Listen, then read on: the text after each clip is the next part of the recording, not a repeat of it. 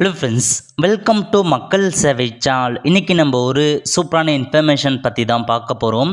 அதாவது India post வேலைவாய்ப்புக்கு online மூலமாக அப்ளை பண்ணுறதுல நிறைய பேருக்கு சந்தேகங்கள் இருக்குது. இப்போ இதை பற்றின மொத்த இன்ஃபர்மேஷன் தான் இந்த வீடியோ வந்து பார்க்க போகிறோம். இந்த வீடியோ ஸ்கிப் பண்ணாமல் ஃபுல்லாக பாருங்கள். அது மட்டும் அல்ல, இந்த வீடியோ நிறைய பேருக்கு ஷேர் பண்ணுங்கள். ஃபஸ்ட்டு இந்த வெப்சைட் பண்ணிக்கோங்க. இந்த வெப்சைட்கான லிங்க்கை நான் டிஸ்கிரிப்ஷன் வந்து கொடுத்துட்றேன். India post GDS online .government.in இதான் வந்து பார்த்தா official website. Okay, India post office ஜிடிஎஸில் மாபெரும் வேலைவாய்ப்பு வந்து அறிவிச்சிருக்காங்க. இந்தியா முழுக்க கிட்டத்தட்ட 44,228 வேக்கன்சி வந்து கொடுத்துருக்காங்க. தமிழகத்துக்கு மட்டுமே 3,789 வேக்கன்சி வந்து அறிவிச்சிருக்காங்க. இந்த வேலைக்கான கல்வி தகுதி 10ஆம் வகுப்பு பாஸ் பண்ணால் போதும், தாராளமாக நீங்கள் அப்ளை பண்ணிக்கலாம். ஸோ இந்த வேலைக்கான கல்வி தகுதி என்ன, என்னமான பதவிகள் கொடுத்துருக்காங்க, ஜாப் எப்படி இருக்க போகுது, இதை பற்றின மொத்த இன்ஃபர்மேஷன் நம்ம சேனலில் வீடியோ வந்து போட்டிருக்கோம். அதுக்கான லிங்க்கை நான் டிஸ்கிரிப்ஷன் வந்து கொடுத்துட்றேன். விருப்பம் இருக்கவங்க அந்த சேனலை நீங்கள் சப்ஸ்கிரைப் பண்ணி வச்சுக்கோங்க. அது மட்டும் இல்லாமல் இது வரைக்கும் ஆன்லைன் மூலமாக இந்த வேலைக்கு அப்ளை பண்ணாதவங்க நம்ம சேனலில் வீடியோ வந்து போட்டிருக்கோம், எப்படி ஆன்லைன் மூலமாக அப்ளை பண்ணுறதுன்னு. அதுக்கான லிங்க்கையும் நான் டிஸ்கிரிப்ஷன் வந்து கொடுத்துறேன். அதை பார்த்து நீங்கள் ஆன்லைன் மூலமாக அப்ளை பண்ணுங்கள். நெக்ஸ்ட்டு ப்ரீவியஸ் இயர்க்கான கட் ஆஃப் மார்க் என்ன, எவ்வளோ மார்க் இருந்தால் வேலை கிடைக்கும், அது குறித்தும் வீடியோ போட்டிருக்கோம். எல்லாத்துக்கான லிங்க்கையும் நான் டிஸ்கிரிப்ஷன் வந்து கொடுத்துறேன். நீங்கள் போயிட்டு செக் பண்ணி பார்த்துக்கோங்க. ஓகே, ஸோ இப்போதைக்கு ஆன்லைன் மூலமாக அப்ளை பண்ணுறதுல நிறையா சந்தேகங்கள் இருக்குது. அதை பற்றி நம்ம வந்து பார்த்துடலாம். Okay, so first of all இதுக்கு முன்னாடி நீங்கள் இந்தியா போஸ்ட்டாக வேலைவாய்ப்புக்கு அக்கௌண்ட் வந்து க்ரியேட் பண்ணி அப்ளை பண்ணியிருந்தாலும் சரி, நீங்கள் புதுசாக தான் கண்டிப்பாக நீங்கள் அக்கௌண்ட் வந்து க்ரியேட் பண்ணுற மாதிரி இருக்கும். ஆல்ரெடி அக்கௌண்ட் இருந்தாலும் புதுசாக நீங்கள் நியூ ரெஜிஸ்ட்ரேஷன் அப்படின்ற ஆப்ஷன் நீங்கள் வந்து கிளிக் பண்ணி அக்கௌண்ட் க்ரியேட் பண்ணி அப்ளை பண்ண பாருங்கள். டேரெக்டாக போயிட்டு அக்கௌண்ட் இருக்கவங்க அப்ளை கொடுத்து அப்ளை பண்ண முடியாது. ஃபஸ்ட்டு அக்கௌண்ட் க்ரியேட் பண்ணிவிட்டு அதுக்கப்புறம் தான் உங்களால் இந்த ஜாப்க்கு அப்ளை பண்ண முடியும். ஓகே, இப்போ ரெஜிஸ்ட்ரேஷன் இருக்குது பாருங்கள். இதில் போயிட்டு ரெஜிஸ்ட்ரேஷன் அப்படின்ற ஆப்ஷன் நீங்கள் வந்து கிளிக் பண்ணிங்கன்னா இந்த மாதிரி தான் ஒரு பேஜ் உங்களுக்கு வந்து ஓப்பன் ஆகும். சில வந்து பார்த்தா ஜென்ரல் இன்ஃபர்மேஷன் தான் வந்து கேட்டிருப்பாங்க. ஸோ 10 டிஜிட்கான மொபைல் நம்பரை கொடுத்துட்டு வேலிடேட் மொபைல் நம்பர் ஆப்ஷன் நீங்கள் வந்து கிளிக் பண்ணதுக்கப்புறம் நீங்கள் கொடுத்த மொபைல் நம்பருக்கு ஓடிபி சென்ட் ஆகும். அந்த ஓடிபி என்டர் பண்ணுற மாதிரி இருக்கும். நெக்ஸ்ட் இமெயில், இதில் போயிட்டு உங்கள் இமெயில் ஐடி இருக்குது பாருங்கள். கம்பல்சரி நீங்கள் மெயில் ஐடியை வந்து கொடுத்து தான் ஆகணும். ஸோ மெயில் ஐடி என்டர் பண்ணிட்டு வேலிடேட் இமெயில் அப்படின்ற ஆப்ஷன் நீங்கள் வந்து கிளிக் பண்ணிங்கன்னா நீங்கள் கொடுத்த மெயில் ஐடிக்கும் ஓடிபி வந்து சென்ட் ஆகும். மெயில் ஐடிக்கு நிறைய பேர் ஓடிபி போகலன்னு சொல்கிறீங்க. நீங்கள் உங்கள் மெயிலில் போயிட்டு ஸ்பேம் மெயில் இருக்குது பாருங்கள், அதில் செக் பண்ணுங்கள். கண்டிப்பாக அதுலேயும் உங்களுக்கு மெயில் அனுப்பியிருப்பாங்க. ஒன்று நார்மல் மெயிலில் செக் பண்ணுங்கள், அல்லது மெயிலே வந்து பார்த்தா கீழே வந்தீங்கன்னா ஸ்பேம் அப்படின்னு ஒரு ஆப்ஷன்ஸ் தனியாக கொடுத்துருப்பாங்க. அதை கிளிக் பண்ணிங்கன்னா அதுலேயும் மெயிலுக்கு ஓடிபி ஒரு சில பேர் ரிசீவ் ஆகிருக்கும். அதை நீங்கள் செக் பண்ணி பார்த்துட்டு வேலிடேட் கொடுத்ததுக்கப்புறம் மெயிலுக்கும் வந்து பார்த்தா வெரிஃபை ஆகிடும். ஸோ இதான் வந்து 2 ஸ்டெப்ஸு. நெக்ஸ்ட்டு அப்ளிகேன் நேம் பொறுத்த வரைக்கும் உங்கள் 10th மார்க் ஷீட் எப்படி இருக்குது எக்ஸாக்டாக அதேமாரி நீங்கள் கொடுத்துக்கோங்க. நெக்ஸ்ட்டு ஃபாதர் நேம் கேட்டிருக்காங்க, இதில் போயிட்டு மார்க் ஷீட்டில் இருக்க மாரி ஃபாதர் நேம் கொடுத்துக்கோங்க. நெக்ஸ்ட்டு டேட் ஆஃப் பர்த் கேட்டிருக்காங்க, இதில் போயிட்டு உங்கள் டேட் ஆஃப் பர்த்தை கரெக்டாக வந்து கொடுத்துக்கோங்க. அதுக்கப்புறம் ஜெண்டர், இதெல்லாம் நீங்களே தெரிஞ்சிருக்கும். Next community. ஸோ நிறைய பேருக்கு வந்து பார்த்தா கம்யூனிட்டியை பற்றி இன்னமும் டவுட் நிறைய பேருக்கு இருக்குது. அதாவது பிசி எம்பிசியில் இருக்காங்க பாருங்க, அவங்க தான் வந்து பார்த்தா நிறைய பேருக்கு டவுட் இருக்குது. ஏன்னா இதில் பிசி எம்பிசி அப்படின்னு தனியாக காலம் உள்ள காரணம் என்னென்னா, சென்ட்ரல் கவர்மெண்ட் ஜாப்ஸ் எதுக்கையுமே வந்து பிசி எம்பிசின்னு தனியாக கொடுக்க மாட்டாங்க. பிசி எம்பிசி டிஎன்சி அவங்க எல்லாமே ஓபிசி கீழே தான் வருவாங்க சென்ட்ரல் கவர்மெண்ட் ஜாப்ஸ்க்கு. ஸோ நிறைய பேர் என்கிட்ட என்ன கேட்குறாங்கன்னா, நான் வந்து பிசி எம்பிசி கேட்டகரி வரேன், யூஆர் கேட்டகரி அன்ரிசர்வ்டு கொடுக்கலாமா அல்லது ஓபிசிக்குள்ளாமான்னு வந்து கேட்குறீங்க. ஸோ நீங்கள் பிசி எம்பிசியில் வரீங்க அப்படின்னா ஓபிசி கேட்டகரி இருக்க பாருங்கள், அதையே வந்து கொடுக்க பாருங்கள். பட் ஒன்ஸ் நீங்கள் செலக்ட் ஆகிட்டீங்க இந்த ஜாப்க்கு அப்படின்னா உங்களுக்கு ஒரு 10 to 15 days டைம் தருவாங்க. அதை 15 நாட்களுக்குள்ளே நீங்கள் ஓபிசி சர்டிஃபிகேட் புதுசாக அப்ளை பண்ணி வாங்கி வச்சுக்கோங்க. அப்போ நீங்கள் கண்டிப்பாக வந்து சப்மிட் பண்ணுற மாதிரி இருக்கும். ஏன்னா கண்டிப்பாக பிசி எம்பிசி இருக்கவங்க ஓபிசி 100% தாராளமாக ஈஸியாக வாங்கிடலாம். ஸோ நீங்கள் பிசி எம்பிசி கேட்டகரியாக இருக்கீங்க அப்படின்னா ஓபிசி ஆப்ஷன் நீங்கள் வந்து கிளிக் பண்ண பாருங்கள். யூஆர் கேட்டகரியை பொறுத்த வரைக்கும் நார்மலாக ஓசி கேட்டகரியில் இருக்காங்க பாருங்கள், அவங்க நீங்கள் யூஆர் கேட்டகரி அப்படின்ற ஆப்ஷன்ஸ் கொடுத்தா போதுமானது. அதுக்கப்புறம் மீதி எஸ்சினா அவங்க ஆப்ஷன் அதுக்கான ஆப்ஷன்ஸ் கரெக்டாக கொடுத்துப்பாங்க. பிசி எம்பிசி டிஎன்சிக்கு மட்டும் இதில் டவுட் இருக்குது, நீங்கள் ஓபிசியே கொடுங்க, ஒன்றும் பிரச்சனை இல்லை. ஏன்னா ஓபிசி சர்டிஃபிகேட் ஈஸியாக நீங்கள் வாங்கிக்கலாம். ஓபிசியை பொறுத்த வரைக்கும் இப்போ நீங்கள் ஆன்லைன் மூலமாக டாக்குமெண்ட் அப்லோட் பண்ண தேவையில்லை. நீங்கள் ஒன்ஸ் இந்த ஜாப்க்கு வந்து செலக்ட் ஆனதுக்கப்புறம் வெரிஃபிகேஷன்ஸ் கூப்பிடுவாங்க, டாக்குமெண்ட் வெரிஃபிகேஷன், அப்போ நீங்கள் சப்மிட் பண்ணால் போதுமானது. ஸோ உங்களுக்கான கம்யூனிட்டி கேட்டகரி தெளிவாக கொடுத்துக்கோங்க. ஓகே, அதுக்கப்புறம் circle in which secondary school pass, எந்த சர்க்கிள் பாஸ் பண்ணி கேட்டிருக்காங்க. ஸோ தமிழ்நாடுலாம் பாஸ் பண்ணியிருப்பீங்க. ஸோ தமிழ்நாடு சைட் பண்ணிக்கோங்க. அதுக்கப்புறம் நீங்கள் எந்த இயரில் பாஸ் பண்ணீங்கன்னு கேட்டிருப்பாங்க. இதில் போயிட்டு இயர் ஆப்ஷன்ஸ் கரெக்டாக கொடுங்க. அதாவது 10ஆம் வகுப்பு எந்த இயரில் பாஸ் பண்ணியிருக்கீங்களோ அந்த இயர் கரெக்டாக நீங்கள் மென்ஷன் பண்ணுற மாதிரி இருக்கும். நெக்ஸ்ட்டு கீழே ஒரு கேப்ச்சா கொடுத்துருக்காங்க, அந்த கேப்ச்சா கூட அப்படியே பார்த்து டைப் பண்ணிக்கோங்க. ஸோ டைப் பண்ணி முடிச்சதுக்கப்புறம் நீங்கள் சப்மிட் அப்படின்ற ஆப்ஷன் நீங்கள் வந்து கிளிக் பண்ணிங்கன்னா இந்த ஆப்ஷன் ஃபில் ஆகிட்டு இன்னும் எக்ஸ்ட்ரா ஆப்ஷன்ஸ் உங்களுக்கு வந்து ஓப்பன் ஆகும். நெக்ஸ்ட் வந்து பார்த்தா அடுத்த கட்டமாக கீழே ஒரு சில ஆப்ஷன்லாம் கொடுத்துருப்பாங்க. ஸோ மேக்ஸிமம் இதில் வந்து பார்த்தா எந்த டவுட்டும் இருக்காது, அப்படியே நீங்கள் வந்து தாராளமாக வந்து கொடுத்துக்கலாம். ஸோ அதிகபட்சமாக வந்து பார்த்தா இதில் கேட்டிருக்காங்க பாருங்கள் லாங்குவேஜ். ஸோ நீங்கள் எந்த லாங்குவேஜ் வந்து நீங்கள் 10th வந்து படிச்சிங்கன்னு கேட்டிருப்பாங்க. ஸோ இதில் மட்டும் டவுட் இருக்கும். நீங்கள் தமிழ் மீடியத்தில் ஃபுல்லாக படிச்சிங்க அப்படின்னா தமிழ் அப்படின்ற ஆப்ஷன் நீங்கள் வந்து செலக்ட் பண்ணிக்கோங்க. அதேமாரி இங்கிலீஷ்லையும் சேர்த்து படிச்சிட்டிங்கன்னா இங்கிலீஷும் செலக்ட் பண்ணலாம், 2 லாங்குவேஜ் கூட செலக்ட் பண்ணலாம், ஒன்றும் பிரச்சனை இல்லை. ஸோ எந்தெந்த லாங்குவேஜ் படிச்சிருக்கீங்களோ எல்லாத்தையுமே நீங்கள் வந்து செலக்ட் பண்ணிக்கோங்க. நெக்ஸ்ட்டு நீங்கள் எம்ப்ளாய்டாக இருக்கீங்க அப்படின்னா மட்டும் என்ஓசி வந்து சப்மிட் பண்ணுற மாதிரி இருக்கும். இப்போ இல்லை டாக்குமெண்ட் வெரிஃபிகேஷன் அப்போ என்ஓசி சப்மிட் பண்ணுற மாதிரி இருக்கும், அதுக்கான ஆப்ஷன்ஸை கொடுத்துக்கோங்க. நெக்ஸ்ட்டு ஃபோட்டோ மற்றும் சிக்னேச்சர் கேட்டிருக்காங்க. நீங்கள் வந்து அதில் சொல்லியிருக்கிறது ஏற்ற மாதிரி கரெக்டாக ஃபோட்டோ மற்றும் சிக்னேச்சர் ரீசைஸ் பண்ண பாருங்கள். அதோட சைஸுக்கு நீங்கள் ரீசைஸ் பண்ணுற மாதிரி இருக்கும். 50 கேபிக்குள்ளே ஃபோட்டோ இருக்கணும். அதேமாரி சிக்னேச்சரை பொறுத்த வரைக்கும் 20 கேபிக்குள்ளே இருக்கணும். நீங்கள் கூகுளில் போயிட்டு ஃபோட்டோ ரீசைசர் இமேஜ் ரீசைஸ்ன்னு போட்டிங்கன்னா நிறையா வெப்சைட் ஓப்பன் ஆகும். அதில் போயிட்டு உங்கள் ஃபோட்டோ நீங்கள் அப்லோட் பண்ணிங்கன்னா அந்த கேபிக்குள்ளே உங்களுக்கு ரீசைஸ் பண்ணி கொடுத்துரும். ஸோ அதுக்கேற்ற மாதிரி கரெக்டாக எல்லா இன்ஃபர்மேஷன்ஸும் ஃபில் பண்ணிவிட்டு சப்மிட் கொடுத்ததப்பறம் உங்களுக்கு அடுத்த பேஜ் வந்து ஓப்பன் ஆகும். நெக்ஸ்ட்டு நீங்கள் என்ட்ரு பண்ண எல்லா இன்ஃபர்மேஷனுமே கரெக்டாகான்னு செக் பண்ணி பார்த்துக்கோங்க. உங்கள் நேமாக இருக்கட்டும், ஃபாதர் நேமாக இருக்கட்டும். ஸோ அப்ளை பண்ணதுக்கப்புறம் இந்த மாதிரி தான் ஓப்பன் ஆகும். மறுபடி செக் பண்ணிக்கோங்க. ஏதாச்சும் மிஸ்டேக் இருந்துச்சுன்னா நீங்கள் உடனே எடிட் பண்ணிக்கலாம். ஏன்னா அதுக்கப்புறம் எடிட் பண்ணுறது கஷ்டமாக இருக்கும். ஸோ செக் பண்ணி பார்த்துக்கோங்க இப்போவே கரெக்டாக இருக்கான்னு. எல்லாமே கரெக்டாக இருக்கா அப்படின்னா அந்த டேர்ம்ஸ் அண்ட் கண்டிஷன் நீங்கள் வந்து டிக் பண்ணிவிட்டு சப்மிட் அப்படின்ற ஆப்ஷன் நீங்கள் வந்து கிளிக் பண்ணால் போதும். ஸோ லோட் ஆகிட்டு உங்களுக்கான அப்ளிகேஷன்ஸ் அதாவது அக்கௌண்ட் வந்து பார்த்தா சக்ஸஸ்ஃபுல்லாக நம்ம வந்து க்ரியேட் பண்ணியாச்சு. இதுக்கப்புறம் நீங்கள் கண்டினியூ டு அப்ளை அப்படின்ற ஆப்ஷன் நீங்கள் வந்து அப்ளை பண்ணிக்கலாம். ஸோ இதுதான் உங்களுக்கான அக்கௌண்ட் க்ரியேட் பண்ணதுக்கான நம்பராக கொடுத்துருக்காங்க. இந்த நம்பரை யூஸ் பண்ணி நீங்கள் எப்போ வேணாலும் அப்ளை அப்படின்ற ஆப்ஷன் நீங்கள் வந்து கிளிக் பண்ணி அப்ளை பண்ணலாம். ஓகே, இப்போதைக்கு நம்ம அக்கௌண்ட் க்ரியேட் பண்ணியாச்சு, ரெஜிஸ்ட்ரேஷன் பண்ணியாச்சு. இதில் முக்கியமான இன்ஃபர்மேஷன்ஸ் என்ன அப்படின்னா நீங்கள் வந்து ஒரு தடவை மட்டும்தான் உங்களுக்கான அப்ளிகேஷன் அப்ளை வந்து பண்ணுற மாரி இருக்கும். ஒரு தடவை மட்டும்தான் நீங்கள் அப்ளை பண்ணணும். அடிக்கடி நீங்கள் வந்து பார்த்தா அப்ளை பண்ணக்கூடாது. ஒரு நபர் வந்து ஒரு அக்கௌண்ட் க்ரியேட் பண்ணி மட்டும் தான் அப்ளை பண்ணணும் அப்படின்றத மென்ஷன் பண்ணிட்டாங்க.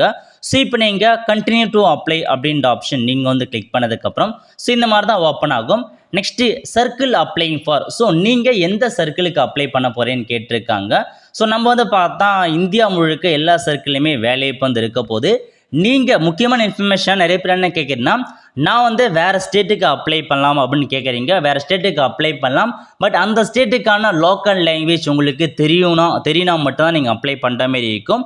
ஸோ உங்களுக்கு அந்த ஸ்டேட்டுக்கான லோக்கல் லாங்குவேஜ் தெரிஞ்சா மட்டும் அப்ளை பண்ணுங்கள்.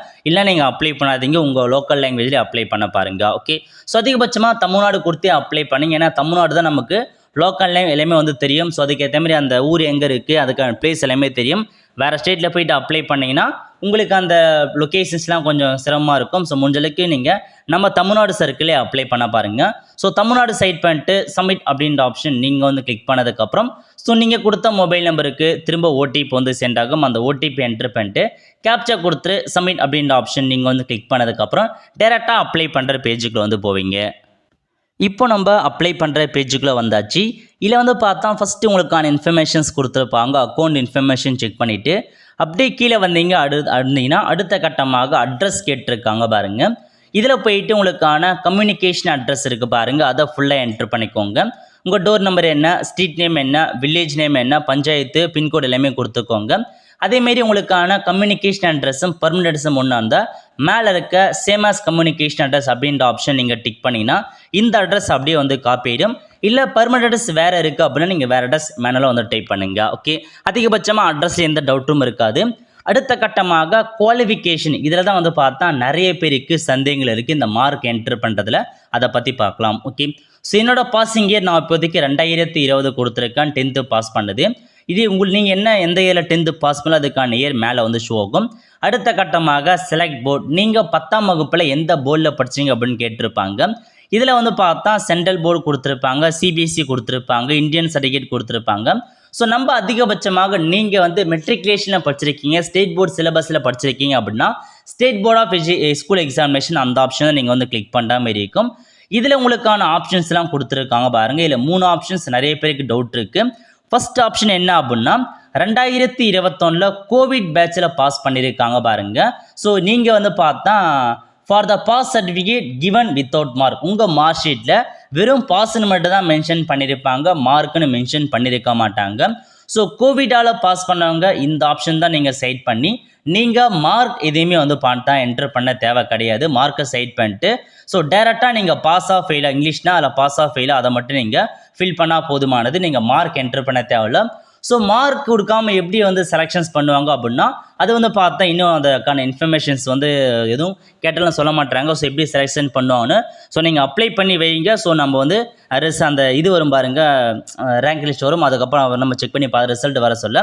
ஸோ இப்போதைக்கு நீங்கள் கோவிட் அந்த 21 பாஸ் பண்ணவங்க 2021 10th கோவிட் பேட்சில் பாஸ் பண்ணவங்க நீங்கள் வெறும் வந்து மார்க் என்டர் பண்ணாத பாஸ்ன்னு மட்டும்தான் என்டர் பண்ணுற மாதிரி இருக்கும். ஸோ பாஸ்ன்னு மட்டும் கொடுத்து அப்ளை பண்ண பாருங்கள். ஸோ இதுக்கப்புறம் எப்படி செலெக்ஷன் பண்ணுறாங்க அப்படின்னு கண்டிப்பாக எனக்கு இன்ஃபர்மேஷன் கிடைக்கும் பட்சத்தில் நான் உங்களுக்கு வந்து ஷேர் பண்ணுறேன். ஓகே, இது வந்து கோவிட் பாஸ் நிறைய பேர் டவுட் கேட்டிருக்கீங்க.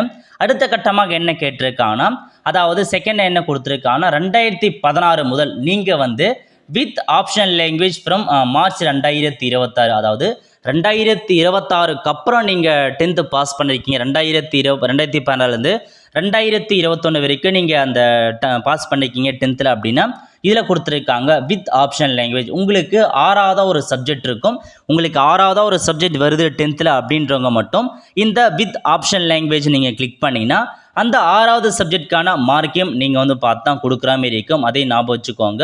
ஸோ வித் ஆப்ஷன் லாங்குவேஜ்னால் அந்த 6 சப்ஜெக்ட்கான மார்க் என்டர் பண்ணுற மாதிரி இருக்கும்.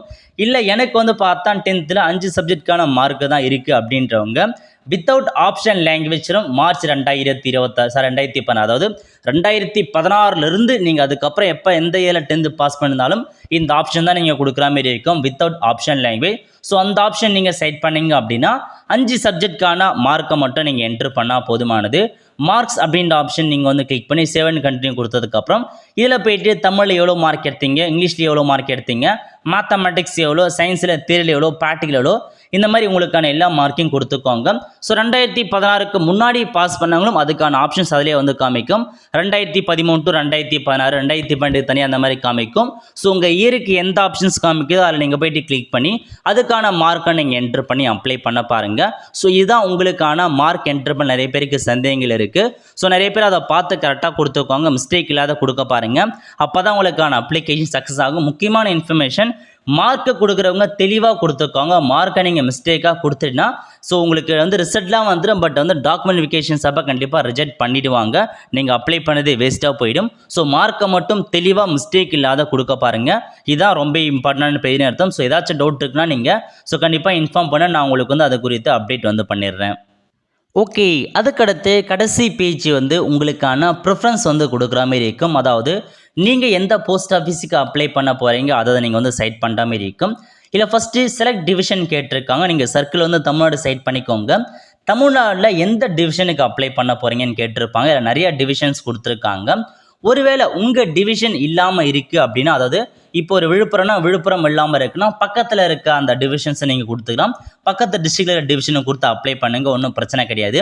முக்கியமான இன்ஃபர்மேஷன்னா இதில் வந்து பார்த்தா தமிழகத்தில் நிறையா டிவிஷன்ஸ் கொடுத்துருக்காங்க. நீங்கள் எல்லா டிவிஷனுக்கும் அப்ளை பண்ண முடியாது, ஏதாச்சும் ஒரு டிவிஷனுக்கு மட்டும்தான் அப்ளை பண்ண முடியும். அது எந்த டிவிஷன்றதை தெளிவாக நீங்கள் நோட் பண்ணிட்டு அப்ளை பண்ணுங்கள். ஏன்னா தமிழகத்தில் பல்வேறு டிவிஷன்ஸ் கொடுத்துருக்காங்க, நீங்கள் ஒரு டிவிஷன் மட்டும்தான் அப்ளை பண்ணுற மாதிரி இருக்கும். அதிகபட்சமாக உங்கள் டிஸ்ட்ரிக்ட் டிவிஷன் கார்டு தான் உங்கள் டிஸ்ட்ரிக்ட் டிவிஷனே கொடுத்துக்கோங்க. உங்கள் டிஸ்ட்ரிக்ட் டிவிஷன் இல்லாதவங்க பக்கத்தில் இருக்க டிஸ்ட்ரிக்ட் டிவிஷனை கொடுத்து நீங்கள் அப்ளை பண்ணலாம். ஸோ நிறைய பேர் என்ன பண்ணுறாங்கன்னா 2-3 அப்ளிகேஷன் போட்டு 2-3 டிவிஷனுக்கு அப்ளை பண்ணுறாங்க. அது குறித்து தெளிவாக மென்ஷன் பண்ணியிருக்காங்க பாருங்கள். அதாவது என்ன சொல்லியிருக்காங்க அப்படின்னா ஒரு நபர் ஒரு தான் அப்ளை பண்ண முடியும். அதாவது தெளிவாக கொடுத்துருக்காங்க பாருங்கள். A candidate can have only one registration to submit an online application. Filling up duplicate multiple registration applicant are not allowed, and filling up of duplicate multiple application would invite cancellation of all the application filled by the candidate. அதாவது நீங்கள் multiple registration create பண்ணி நீங்கள் multiple டிவிஷனுக்கு apply பண்ணுறீங்க அப்படின்னா உங்களுக்கு நீங்கள் apply பண்ண எல்லா அப்ளிகேஷனுமே கேன்சல் செய்ய போன்றதை தெளிவாக கொடுத்துட்டாங்க. ஸோ ஒரு இம்பார்ட்டண்டான பாயிண்ட்னே சொல்லலாம். நீங்கள் ஒரு அக்கௌண்ட் க்ரியேட் பண்ணி ஒரு டிவிஷனுக்கு மட்டும் அப்ளை பண்ண பாருங்கள். மல்டிபிள் அக்கௌண்ட் நீங்கள் க்ரியேட் பண்ணி மல்டிபிள் டிவிஷனுக்கு அப்ளை பண்ணுறீங்க அப்படின்னா நீங்கள் அப்ளை பண்ண எல்லா டிவிஷனுமே எல்லா அப்ளிகேஷனுமே கேன்சல் செய்யப்படும் அப்படின்றத தெளிவாக வந்து கொடுத்துட்டாங்க. ஸோ ஒரு நபர் ஒரு டிவிஷனுக்கு மட்டும்தான் அப்ளை பண்ணுற மாதிரி இருக்கும். ஓகே, ஸோ எந்த டிவிஷன் அப்ளை பண்ண போகிறீங்க அப்படின்னு தெளிவாக நீங்கள் டிசைட் பண்ணிக்கோங்க. ஸோ இப்போ திருவண்ணாமலை டிவிஷன் அந்த டிஸ்ட்ரிக்ட் மட்டும் தான் அப்ளை பண்ண அவசியம் இல்லை. நீங்கள் தமிழகத்தில் உள்ள எந்த டிவிஷனாலும் அப்ளை பண்ணலாம். பட் ஏதாச்சும் ஒரு டிவிஷனுக்கு மட்டும்தான் அப்ளை வந்து பண்ணுற மாதிரி இருக்கும். ஓகே, ஸோ நான் வந்து என்னோட டிவிஷன் வந்து செட் பண்ணுறேன். இல்லை உங்கள் டிவிஷனில் எந்தமான இடத்துல வேக்கன்சி இருக்குன்னு நீங்கள் தெரிஞ்சுக்க ஸோ ஃபஸ்ட்லேயே ஹோம் பேஜ்லேயே கொடுத்துருக்காங்க பாருங்கள். தமிழ்நாடு அப்படின்ற ஆப்ஷன் நீங்கள் வந்து கிளிக் பண்ணதுக்கப்புறம் ஸோ உங்களுக்கு இந்த மாதிரி தான் வந்து லோட் ஆகும். ஸோ ஒரு செகண்ட் வெயிட் பண்ணிங்கன்னா உங்களுக்கு வந்து ஓப்பன் ஆகிடும். நெக்ஸ்ட்டு இதில் கொடுத்துருப்பாங்க நீங்கள் எந்த டிவிஷன் அப்ளை பண்ண போகிறீங்களோ அந்த டிவிஷன் செலக்ட் டிவிஷனில் போயிட்டு அந்த டிவிஷன் நீங்கள் வந்து செலக்ட் பண்ணதுக்கப்புறம் வியூ போஸ்ட் அப்படின்ற ஆப்ஷன் நீங்கள் வந்து கிளிக் பண்ணிங்கன்னா ஸோ அந்த டிஸ்ட்ரிக்டில் எந்தெந்த லொக்கேஷனில் வேலைவாய்ப்பு இருக்குது, எந்த பதவிக்கு வேலைவாய்ப்பு கொடுத்துருக்காங்க அதை பற்றி முன்னாடி நீங்கள் ஃபுல்லாக தெரிஞ்சுக்கிட்டு உங்களுக்கு நியரஸ்ட்டாக எந்தெந்த போஸ்ட் ஆஃபீஸ் இருக்கோ அதை நீங்கள் முன்னாடியே ப்ரிஃபரன்ஸ் வந்து கொடுத்துக்கலாம். உங்களுக்கு அதாவது இப்போ ஒரு தாலுக்கில் இருக்கீங்கன்னா அந்த தாலுக்கு சுற்றி இருக்க நிறையா போஸ்ட் ஆஃபீஸில் வேலைவாய்ப்பு வந்து கொடுத்துருப்பாங்க. உங்களுக்கு நியரஸ்ட்டாக இருக்க தாலுக்கா ஆஃபீஸில் வேலைவாய்ப்பு வேணுன்றவங்க அது எந்த போஸ்ட் ஆஃபீஸோ அதுக்கான ப்ரிஃபரன்ஸில் போயிட்டு நீங்கள் முன்னுரிமை 1 2 3 மென்ஷன் பண்ணுற மாதிரி இருக்கும். ஸோ போஸ்ட் ஆஃபீஸ் நேம் கொடுத்துருப்பாங்க. அதுக்கு வந்து எந்தமான வேலையை அறிவிச்சிருக்காங்க, பிரான்ச் போஸ்ட் மாஸ்டரா, அசிஸ்டன்ட் பிரான்ச் போஸ்ட் மாஸ்டரா, தக்ஸேவான்னு கொடுத்துருப்பாங்க. அதேமாரி அந்த போஸ்ட் ஆஃபீஸ்க்கு எந்த கம்யூனிட்டி அப்ளை பண்ணலாம். ஸோ யூஆர் கேட்டகரினா எல்லாருமே அப்ளை பண்ணிக்கலாம். எக்கனாமிக்கல் வீக் செக்ஷன் அவங்க மட்டும் தான் பண்ணுற மாதிரி இருக்கும். எஸ்சினா அவங்க மட்டும் தான் பண்ணுற மாதிரி இருக்கும். ஓபிசினா அவங்க மட்டும் தான் பண்ணுற மாதிரி இருக்கும். யூஆர் கேட்டகரி மென்ஷன் பண்ணியிருக்கான எல்லா கம்யூனிட்டிஸ் சார்ந்தவங்களும் அந்த போஸ்ட் ஆஃபீஸ் லொக்கேஷனுக்கு தாராளமாக நீங்கள் அப்ளை பண்ணலாம். ஸோ இந்த மாதிரி நீங்கள் எந்தெந்த போஸ்ட் ஆஃபீஸ் அப்ளை பண்ண போகிறல முன்னாடியே போயிட்டு செக் பண்ணிக்கோங்க. அது எந்த கம்யூனிட்டியில் வருதுன்றதை செக் பண்ணிவிட்டு அவங்க மட்டும்தான் அப்ளை பண்ண முடியும். ஓகே, இப்போ உங்களுக்கான ப்ரிஃபரன்ஸ் கொடுக்குற மாதிரி இருக்கும். ப்ரிஃபரன்ஸை பொறுத்த வரைக்கும் நீங்கள் எந்த போஸ்ட் ஆஃபீஸுக்கு ஃபஸ்ட்டு முன்னுரிமை கொடுக்க போகிறீங்களோ அதை நீங்கள் 1 அப்படின்னு கொடுத்துக்கோங்க. இப்போதைக்கு நான் வந்து ஆடியூர் அப்படின்ற போஸ்ட் ஆஃபீஸை நான் அப்ளை பண்ண போகிறேன். எனக்கு பக்கத்தில் அந்த போஸ்ட் ஆஃபீஸ் தான் இருக்குது, எனக்கு அதுதான் வேணும் அப்படின்றவங்க நீங்கள் 1வது ப்ரிஃபரன்ஸில் அதை நீங்கள் கொடுக்குற மாதிரி இருக்கும். ஏன் ப்ரிஃபரன்ஸ் வந்து செட் பண்ணுறோம் அப்படின்னா இப்போ நீங்கள் இந்த ஆடியூர் அப்படின்ற போஸ்ட் ஆஃபீஸுக்கு ஃபஸ்ட்டு ப்ரிஃபரன்ஸ் வந்து கொடுத்துட்டீங்க.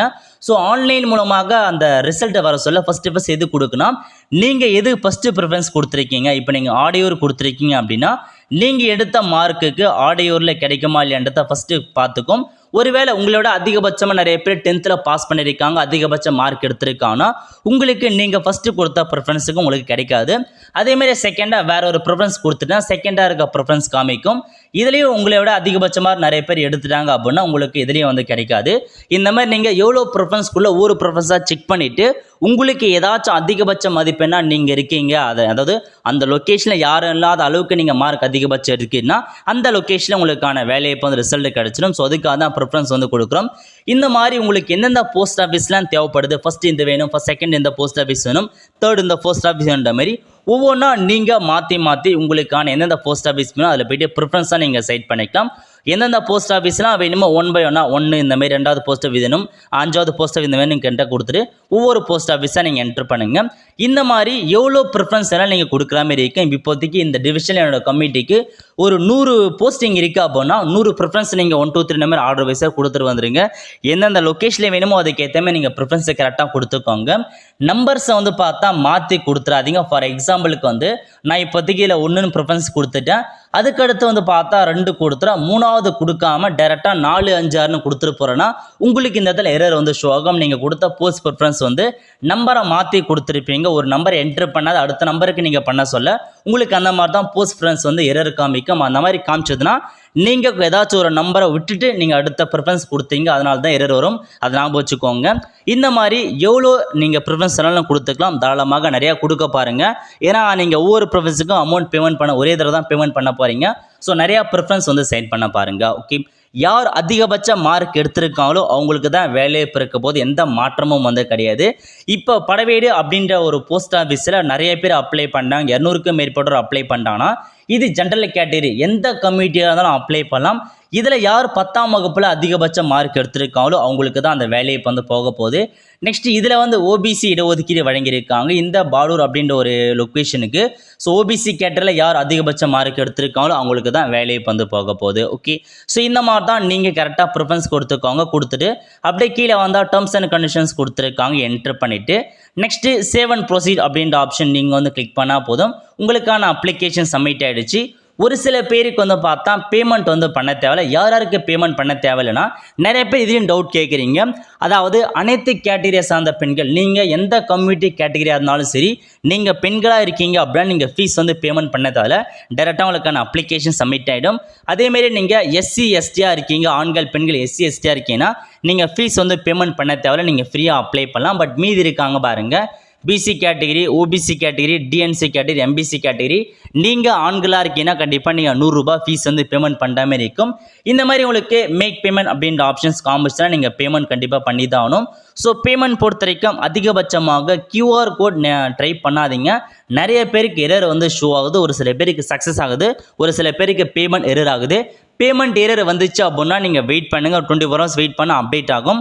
அப்பயும் நீங்கள் அப்டேட் ஆகலாம், திரும்ப தான் நீங்கள் பேமெண்ட் பண்ணுற மாதிரி இருக்கும். நெட் பேங்கிங் மூலமாகவோ டெபிட் கார்டு, ஏடிஎம் கார்டு மூலமாக நீங்கள் பேமெண்ட் பண்ண பாருங்கள், சக்ஸஸ் ரேட் அதிகமாக இருக்கும். யூபிஐ கியூஆர் கோடெலாம் நீங்கள் பேமெண்ட் பண்ணால் அவங்க வந்து ஃபெயிலியர் ஆகுது. ஸோ பார்த்து கரெக்டாக பேமெண்ட் பண்ணிக்கோங்க.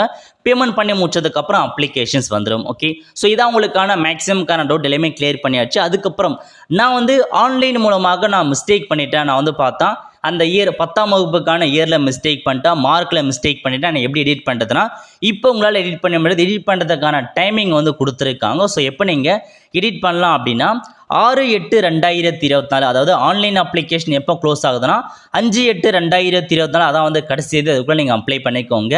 எப்போ நீங்கள் உங்களுக்கான அப்ளிகேஷனில் கரெக்ஷன்ஸ் பண்ணலான்னா 6/8/2024 8/8/2024 வரைக்கும் டைம் கொடுப்பாங்க. ஒரு 3 days டைம் கொடுப்பாங்க.